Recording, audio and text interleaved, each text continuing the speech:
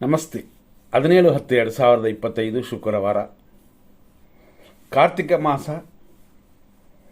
ಇದರಲ್ಲಿ ವಿಶೇಷವಾಗಿ ಸೂರ್ಯನು ಕಾರ್ತಿಕ ಮಾಸ ಅನ್ನುವ ವೃಶ್ಚಿಕ ರಾಶಿಗೆ ಪ್ರವೇಶವಾಗುವ ಆ ಕಾಲವನ್ನು ಕಾರ್ತಿಕ ಮಾಸ ಅಂತ ಕರಿತೀವಿ. ಕೃಷ್ಣ ಪಕ್ಷ ಅಂದರೆ ಕರಗುವ ಚಂದ್ರ. ಇವತ್ತಿನ ತಿಥಿ ಮತ್ತು ನಕ್ಷತ್ರ ಯೋಗ ಕಾರಣಗಳನ್ನ ನೋಡೋಣ. ಏಕಾದಶಿ ಇದೆ 6:10 11-12ವರೆಗೂ. ಇದರಲ್ಲಿ ವಿಶೇಷವಾಗಿ ಇವತ್ತು ರಾಮ ಏಕಾದಶಿ ಅಂತ. ಕಾರ್ತಿಕ ಮಾಸದಲ್ಲಿ ಬರುವ ಕರಗುವ ಚಂದ್ರನಲ್ಲಿ ಅಂದರೆ ಕೃಷ್ಣ ಪಕ್ಷ ಏಕಾದಶಿ ಅಂತ ಬರುತ್ತದೆ. ಈ ವ್ರತ ಮಹಾವಿಷ್ಣುವಿಗೂ ಮಹಾಲಕ್ಷ್ಮಿಗೂ ಶಾಂತವನ್ನು ಅನುಕೂಲವನ್ನು ಕೊಡುವ ಅಂದರೆ ದೇವರ ರಕ್ಷಣೆಯನ್ನು ಕೊಡುವ ದಿನವಾಗಿ ಇದನ್ನು ಆಚರಿಸುತ್ತಾರೆ. ಬೆಳಗ್ಗೆ ಎದ್ದು ಸ್ನಾನ ಮಾಡಿ, ಇವತ್ತು ತುಳಸಿನ ಮುಟ್ಟಬಾರದು, ಅಂದರೆ ಆ ಎಲೆಗಳನ್ನು ಕೀಳಬಾರದು, ಪೂಜೆ ಮಾಡ್ಬೋದು. ಮತ್ತು ವಿಷ್ಣುವಿಗೆ ಸಂಬಂಧಪಡುವ ಹಣ್ಣು ಕಾಯಿಗಳು ಅದನ್ನು ಸ್ವಾಮಿಗೆ ನೈವೇದ್ಯ ಮಾಡಿ ಅದನ್ನು ನೀವು ತಗೊಳ್ಳೋದು ಉತ್ತಮ ಅಂತ. ಇದರಿಂದ ಮಹಾಲಕ್ಷ್ಮಿಯ ಅನುಗ್ರಹ ಉಂಟಾಗುತ್ತದೆ. ಸ್ವಲ್ಪ ದೋಷಗಳು ಮತ್ತು ಸಾಲಗಳಿದ್ದರೆ ಕರಗುತ್ತೆ ಅದರಲ್ಲಿ. ಈ ರೀತಿಯಾಗಿ ಇವತ್ತಿನ ದಿನವಿದೆ. ಇವತ್ತಿನ ನಕ್ಷತ್ರ ಮಕಾ ನಕ್ಷತ್ರ. ಮಕಾ ನಕ್ಷತ್ರ ಮತ್ತು ಪುಬ್ಬ ನಕ್ಷತ್ರ ಎರಡಿದೆ. ಈ ಮಕಾ ನಕ್ಷತ್ರ ಅನ್ನೋದು ರಾಕ್ಷಸ ಗಣ. ಇದು ಸಿಂಹರಾಶಿಯಲ್ಲಿ ಬರುತ್ತದೆ. ಈ ಮಕಾ ನಕ್ಷತ್ರ ಇರೋದು ಮಧ್ಯಾಹ್ನ 1:57ವರೆಗೂ. ಆ ನಂತರ ಪುಬ್ಬ ನಕ್ಷತ್ರ ಬರುತ್ತದೆ. ಹಂಗಾಗಿ ಮಕಾ ಮತ್ತು ಪುಬ್ಬ ಬಂದಿರುವಂಥದ್ದು ಶುಭ ಯೋಗವೇ. ಪೂಜಾ ಕಾರ್ಯಗಳಿಗೆ ಉತ್ತಮ ದಿನ ಅಂದರೆ ಈ ನಕ್ಷತ್ರ ಇರುವವರೆಗೂ. ಆದರೂ ಈ ನಕ್ಷತ್ರದ ನಂತರ ಪುಬ್ಬ ನಕ್ಷತ್ರ ಬರುತ್ತದೆ. ಪುಬ್ಬ ನಕ್ಷತ್ರ ಕಾರ್ಯಸಿದ್ಧಿ. ಆದರೆ ಈ ಮಕಾ ನಕ್ಷತ್ರ ಅನ್ನೋದು ಚಂಚಲವನ್ನು ಕೊಡುತ್ತದೆ, ಸ್ವಲ್ಪ ದೋಷ ಕೊಡುತ್ತದೆ. ಹಂಗಾಗಿ ಶುಭ ಕಾರ್ಯಗಳು ಮುಹೂರ್ತ ಕಾರ್ಯಗಳಿಗಿಲ್ಲ, ಪೂಜಾ ಕಾರ್ಯಗಳಿಗೆ ಖಂಡಿತವಾಗಿಯೂ ಒಳ್ಳೆಯ ದಿನವಿದು. ಆದ್ದರಿಂದ ನಿಮ್ಮ ಪೂಜಾ ಕಾರ್ಯಗಳನ್ನು ಇವತ್ತು ಮಾಡಿ ಮರಣವನ್ನು ಕೂಡ ಗೆಲ್ಲಬಹುದು ಅಂತ ಬರುತ್ತದೆ. ಆದ್ದರಿಂದ ಇದನ್ನು ಗಮನ ಕೊಡಿ. ಬೆಳಗ್ಗೆ 6:10 7:36ವರೆಗೂ ಮಕಾ ನಕ್ಷತ್ರದ 3ನೇ ಪಾದವಿದೆ. ಆನಂತರ ಮಧ್ಯಾಹ್ನ 1:57ವರೆಗೂ 4ನೇ ಪಾದ. ಇಷ್ಟಕ್ಕೆ ಮಕಾ ನಕ್ಷತ್ರವೇ ಮುಗಿಯುತ್ತದೆ. ಅಲ್ಲಿಂದ ಪುಬ್ಬ ನಕ್ಷತ್ರ ಸ್ಟಾರ್ಟ್ ಆಗುತ್ತದೆ. ಅಂದರೆ 1:57 ರಾತ್ರಿ 8:21ವರೆಗೂ ಪುಬ್ಬ ನಕ್ಷತ್ರ 1ನೇ ಪಾದ. 8:21 ಮೇಲೆ ರಾತ್ರಿ 2:46ವರೆಗೂ ಪುಬ್ಬ ನಕ್ಷತ್ರದ ಇದು 2ನೇ ಪಾದ. ಆನಂತರ 3ನೇ ಪಾದ ಪ್ರಾರಂಭವಾಗಿ ನಾಳೆಗೂ ಕೂಡ ಪುಬ್ಬ ನಕ್ಷತ್ರವಿದೆ. ಇವತ್ತು ಈ ರೀತಿ ಇದೆ. ಇವತ್ತಿನ ಅಭಿಜಿತ್ ಮುಹೂರ್ತ 11:41 12:28, ವಿಜಯ ಮುಹೂರ್ತ 2 ಗಂಟೆ 3 ನಿಮಿಷದಿಂದ 2:50 ಮತ್ತು ಇನ್ನೊಂದು ಸಮಯ ಅಮೃತಗಳಿಗೆ ಅಂತಿವೆ. ಇದು ಕೂಡ 11:26 1:07ವರೆಗೆ ಇದೆ.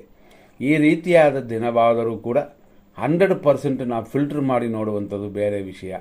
ಇದರಲ್ಲಿ ಉದಾಹರಣೆ ನೋಡೋಣ. ಇವತ್ತು ಒಳ್ಳೆಯ ಸಮಯ ಅಂತ ಕೊಟ್ಟಿರುವ ಸಮಯವೆಲ್ಲ ಒಳ್ಳೆಯದ ಅಂತ ನೋಡೋಕ್ಕೆ ಹೋದರೆ ಅದರಲ್ಲಿ ಮರಣ ಯೋಗಗಳು ಅಶುಭ ಯೋಗಗಳು ಇಲ್ಲದೇ ಇರಬೇಕು. 6:10 7:09ವರೆಗೂ ಶುಕ್ರ ಹೊರೆ, 6:10 7:39ವರೆಗೂ ಸುಖ ಕಾಲ. ಆದರೂ 6:14 8:21ವರೆಗೂ ರಾಜಪಂಚಕ ದೋಷ ಬರುತ್ತದೆ. ಇದಕ್ಕೆ ಪರಿಹಾರಗಳೆಲ್ಲ ಇರುತ್ತದೆ. ಮತ್ತು ಇವತ್ತಿನ ದಿನ ಪ್ರಕಾರ ಚಂದ್ರ ಹೊರೆ 8:08 9:07 ಇದೆಲ್ಲ ಶುಭ ಸಮಯಗಳು ಅಂತಂದರೂ ನಾವು ಲಾಸ್ಟಲ್ಲಿ ಫಿಲ್ಟ್ರ್ ಮಾಡಿ ಪಕ್ಕಾ ಒಳ್ಳೆಯ ಸಮಯ ಯಾವುದು ಅಂತ ಕೊಡ್ತೀವಿ. ಮತ್ತು ಗುರು ಹೊರೆ ಇವತ್ತು ಬೆಳಗ್ಗೆ 10:07 11:06ವರೆಗೂ ಮತ್ತು ಧನುರ್ಲಗ್ನ 10:33 12:40 ಇದು. ಮತ್ತು ಬೇರೆ ಇನ್ನೊಂದು ಅಮೃತಗಳಿಗೆ ಬರುತ್ತೆ ಅಂತಂದರೆ 11:26 ಮಧ್ಯಾಹ್ನ 1:07, ಅಭಿಜಿತ್ ಮುಹೂರ್ತ 11:41 12:28. ಇಷ್ಟೆಲ್ಲ ಇದ್ರೂ ನಾವು ಖಂಡಿತವಾಗಿಯೂ ಶುಭ ಸಮಯ ಅಂತ ವಿಂಗಡಿಸಿರುವ 6:09 8:30, 9:21 10:34, 12:07 12:26, ಮಧ್ಯಾಹ್ನ 1:18 2:31, ಸಂಜೆ 4:33 ಸಂಜೆ 7:41, ರಾತ್ರಿ 9:47 10:30, ರಾತ್ರಿ 12:17 3:06 ಇದೆಲ್ಲ ಶುಭ ಸಮಯಗಳು. ಹಂಗಾಗಿ ಈ ಶುಭ ಸಮಯಗಳು ಅಂತ ನಾವು ಫಸ್ಟು ಓದಿದ್ದು ಕೊಟ್ಟಿದ್ದು ತಿಳಿಸಿದ್ದು ಅಂತಂದರೆ ಅದಕ್ಕಿಂತ ಇದರಲ್ಲೇ ಪಕ್ಕಾ ಟೈಮ್ ಆಗಿರುತ್ತದೆ. ಹಂಗಾಗಿ ಇದನ್ನು ತಿಳ್ಕೊಂಡು ಈ ಸಮಯಗಳಲ್ಲಿ ಆಚರಣೆ ಮಾಡಿದರೆ ಕಾರ್ಯಗಳಲ್ಲಿ ಜಯ ಉಂಟು. ಜಯವಿಲ್ಲ ಅಂತಂದರೂ ಖಂಡಿತವಾಗಿ ಸೋಲು ಬರೋದಿಲ್ಲ. ಆದ್ದರಿಂದ ಇದರಲ್ಲಿ ಗಮನ ಕೊಡಿ. ನಾವು ಹೇಳಿದಂತೆ ಗುರು ಹೊರೆ 10-7ರಿಂದ 11-6 ಅಂತಂದಿವಿ. ಇದರಲ್ಲಿ 10-7ರಿಂದ 10-34 ಇರೋದರಲ್ಲಿ ಶುಭ ಸಮಯ. ಗುರು ಹೊರೆಯಲ್ಲೂ ಕೂಡ ಶುಭ ಸಮಯ ಅಂತ ಇರೋದು ಈ ಸಮಯ ಅಂತ. ಇದೆಲ್ಲ ನೀವು ಏನು ಯೋಚನೆ ಮಾಡಬೇಕಾಗಿಲ್ಲ. ನಾವು ಫಿಲ್ಟ್ರ್ ಮಾಡಿರೋದನ್ನ ಧೈರ್ಯವಾಗಿ ತಗೊಳ್ಳಿ. ಖಂಡಿತವಾಗಿಯೂ ಒಳ್ಳೆಯ ಸಮಯ. ಅವರವರ ಜಾತಕದಲ್ಲಿ ದಶಾಭುಕ್ತಿ ಅಂತರ್ಭುಕ್ತಿ ಅಂತಂತೀವಿ. ಅದರಲ್ಲಿ ದೋಷ ಇದ್ದರೆ ಮಾತ್ರ ಫೇಲಿಯರ್, ಇಲ್ಲ ಅಂತಂದರೆ ಈ ಸಮಯಗಳು ಫಿಲ್ಟರ್ ಆಗಿರುವಂಥದ್ದು. ಎಲ್ಲ ರೀತಿಯಲ್ಲೂ ಇದರಲ್ಲಿ ಫಿಲ್ಟರ್ ಆಗಿರ್ತೀವಿ. ಹೇಗೆ ಅಂತಂದರೆ ರಾಹುಕಾಲ, ಯಮಕಂಡ ಕಾಲ, ಗೌರಿ ಪಂಚಾಂಗ, ಇನ್ನು ರೋಗ ಕಾಲಗಳು ಅಂತ ಬರುತ್ತದೆ, ಮೃತ್ಯು ಪಂಚಕ ಅಂತ ಬರುತ್ತದೆ, ಯಮಕಂಡ ಕಾಲ ಅಂತ ಬರುತ್ತದೆ. ಇದರಲ್ಲಿ ಇನ್ನೊಂದು ಸಮಯ ಬರುತ್ತದೆ. ಅದು ಏನು ಅಂತಂದರೆ ಕೆಲವು ಗೌರಿ ಪಂಚಾಂಗ ಪ್ರಕಾರ ಕೆಲವು ದೋಷಗಳು ಬರುತ್ತೆ. ರಾಜಪಂಚಕ, ಚೋರ ಪಂಚಕ, ಈ ಥರ ಎಲ್ಲ ಇರುತ್ತೆ. ಇದೆಲ್ಲವೂ ನಾವು ಫಿಲ್ಟ್ರ್ ಮಾಡಿರ್ತೀವಿ. ಆದ್ದರಿಂದಾಗಿ ಶುಭ ಸಮಯ ಅಂತ ಇದು ನೀವು ಸೆಲೆಕ್ಟ್ ಮಾಡ್ಬೋದು. ಮತ್ತು ಪರ್ಸನಲ್ ಆಗಿ ಅಪಾಯಿಂಟ್ಮೆಂಟ್ ತೊಗೊಂಡು ಆರ್ಡರ್ನ ತೊಗೋಬೋದು. ಮಕ್ಕಳ ಜಾತಕನ ನಾವು ಲೈಫ್ ಜಾತಕ ಅಂತ ಜನನದಿಂದ ಮರಣದವರೆಗೂ ರೆಕಾರ್ಡ್ ಮಾಡಿ ಕೊಡ್ತಾ ಇರ್ತೀವಿ. ರೆಕಾರ್ಡಿಂಗ್ ಅಂತಂದರೆ ವಾಯ್ಸ್ ರೆಕಾರ್ಡರ್ ಮತ್ತು ಫೈಲ್. ಹಂಗಾಗಿ ಹೆಚ್ಚು ಕಮ್ಮಿ 60 ವರ್ಷ 70 ವರ್ಷದವರೆಗೂ ಡೀಟೇಲ್ ಕೊಡ್ತಾ ಇರ್ತೀವಿ.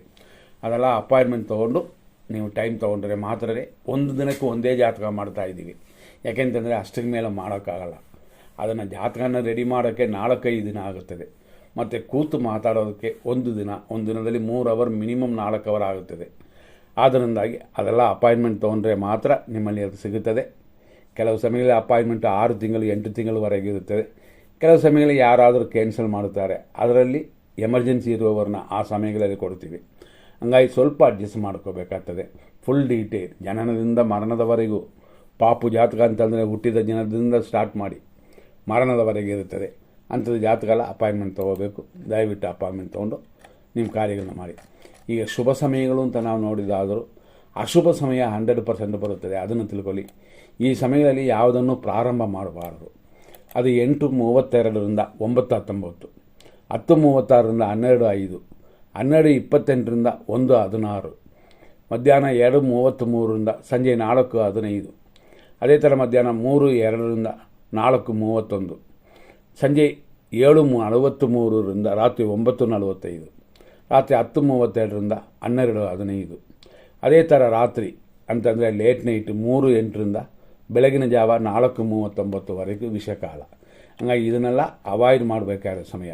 ಇದರಲ್ಲಿ ರಾಹುಕಾಲ 10:36ರಿಂದ 12:05, ಯಮಕಂಡ ಕಾಲ ಮಧ್ಯಾಹ್ನ 3:02ರಿಂದ 4:31, ಮತ್ತು ಮೃತ್ಯು ಬರುತ್ತದೆ 7:43ರಿಂದ 9:45. ಮೃತ್ಯುವಲ್ಲಿ ಪ್ರಯಾಣನ ಅವಾಯ್ಡ್ ಮಾಡೋದು ಉತ್ತಮ. ಅದೇ ಸಮಯದಲ್ಲಿ ಆ ಸಮಯದಲ್ಲಿ ಎಲ್ಲ ದಿನಗಳಲ್ಲೂ ಇದನ್ನು ಗಮನಿಸಬೇಕು. ಆಪ್ರೇಷನ್ ಮಾಡಿಸ್ಕೋಬಾರ್ದು. ಸ್ವಲ್ಪ ಉತ್ತಮ. ಸ್ವಲ್ಪ ಮುಂದಿಟ್ಟರೆ 9:45 ಅಂತ ಕೊಟ್ಟಿದ್ದೀವಿ. ಆದರೆ 9:45 ಅಂತ ಲೆಕ್ಕಕ್ಕಿಲ್ಲದೆ 10 ಗಂಟೆ ಮೇಲೆ ಇಟ್ಕೊಳ್ಳೋದು ಎಮರ್ಜೆನ್ಸಿ ಇದ್ದರೆ ಅದು ಉತ್ತಮವಾಗಿರುತ್ತದೆ. ದುರ್ಮುಹೂರ್ತ ಮಧ್ಯಾಹ್ನ 12:28ರಿಂದ 1:16 ಮಧ್ಯಾಹ್ನದವರೆಗೂ. ಈ ಸಮಯಗಳಲ್ಲಿ ಯಾವುದೇ ಪ್ರಯಾಣ ಮುಹೂರ್ತ ಕಟ್ಟುವಂಥದ್ದು ಇಂಥದನ್ನು ಇಟ್ಕೋಬಾರದು. ಇದೆಲ್ಲ ಸ್ವಲ್ಪ ಎಚ್ಚರವಾಗಿರೋದು. 100% ನಾವು ಈ ಸಮಯದಲ್ಲಿ ಈ ಕಾಲದಲ್ಲಿ ಮೇಂಟೈನ್ ಮಾಡೋದು ಕಷ್ಟವಾದರೂ ಕೂಡ ಖಂಡಿತವಾಗಿ ಮೇಂಟೈನ್ ಮಾಡ್ಕೋಬೋದು. ನಮ್ಮ ಕೈಲಿ ಎಷ್ಟಾಗುತ್ತದೋ ಅಷ್ಟು ಮಾಡಿ ಎಲ್ಲರಿಗೂ ಅನುಕೂಲ ಆಗಲಿ ಅಂತಲೇ ಇದನ್ನು ಮಾಡಿರೋದು. ಮುಂದಿನ ಸಂಚಿಕೆಯಲ್ಲಿ ನೋಡೋಣ. ಧನ್ಯವಾದಗಳು.